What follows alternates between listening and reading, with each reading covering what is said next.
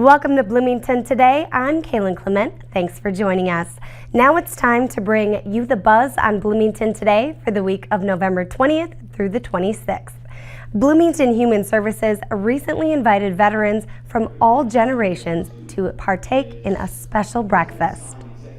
This free event encouraged vets to share what life was like during their service with their friends and neighbors. Also on hand, a historical reenactor from Fort Snelling detailing what life was like just after the bombing of Pearl Harbor. At the time, anyone who was between the age of 18 and 65, they had to register. My brother had registered, he volunteered, and he went into service. I registered, and I became a 1A. Now, 1A is your classification.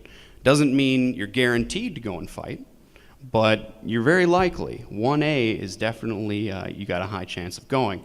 Now, for my father, he had to register too. He was a veteran of World War I, and he still had to register for the possibility of fighting in World War II. And I was still in high school at the time when I registered, but eventually, as soon as I graduated, I decided I was going to volunteer. The portrayal of Alan Woolworth highlighted his time at Fort Snelling, the testing and training, followed by his deployment overseas.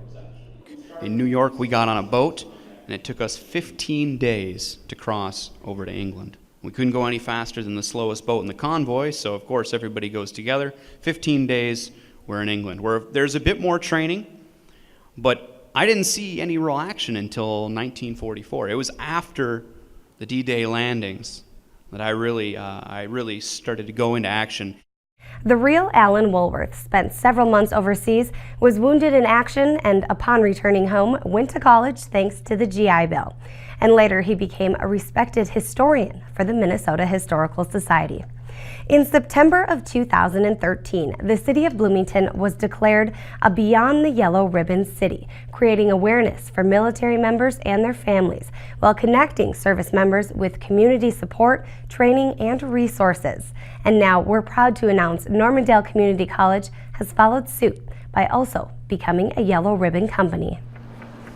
At a proclamation ceremony at Normandale Community College on November 14th, many distinguished guests were on hand to commend the school for this tremendous achievement.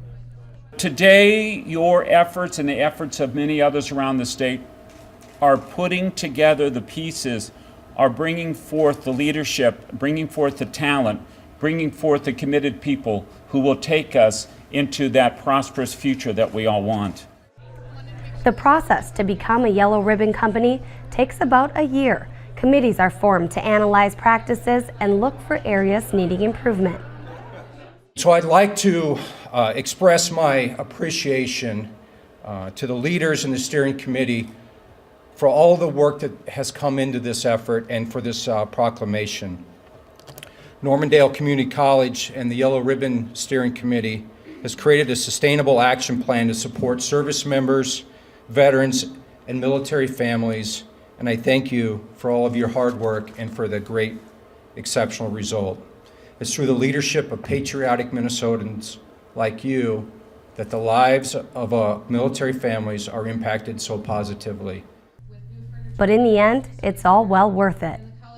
We have seen that when our service members and military families enter an institution or enter a community where there is a yellow ribbon symbol with the sign of Minnesota, they can feel it in every area of that organization, in every area of that community, in support to them and their families. And that's what we want to see, so that anyone who enters Normandale who is military connected knows that they will never be isolated or alone, and that they will be welcomed here. Normandale has one of the highest military veteran populations among the Minnesota State Colleges and Universities system, and is one of 6 two-year colleges in the system to be Yellow Ribbon certified. Have you ever wondered how much trash Bloomington residents and businesses generate, and how we can reduce litter and waste in our city, or if we can recycle more? Well, city leaders have asked themselves those very questions and are now turning to the community in the hopes of getting some answers. On December 4th from 4 until 7 p.m. in the City Council chambers at Bloomington Civic Plaza, located at 1800 West Old Shakopee Road, residents are invited to provide input on the city's solid waste management plan. The city is looking to develop a 20-year solid waste management plan that will address options for improved recycling, yard waste collection, and bulky waste and appliance collection. Another open house will take place in the near future. That date is yet to be determined. Attention homeowners, it is back on Saturday, February 22nd, 2014, from 9:30 a.m. until 2:30 p.m. Bloomington's Home Improvement Fair returns. Bloomington's Housing and Redevelopment Authority has been hosting the Home Improvement Fair for the past 10 years.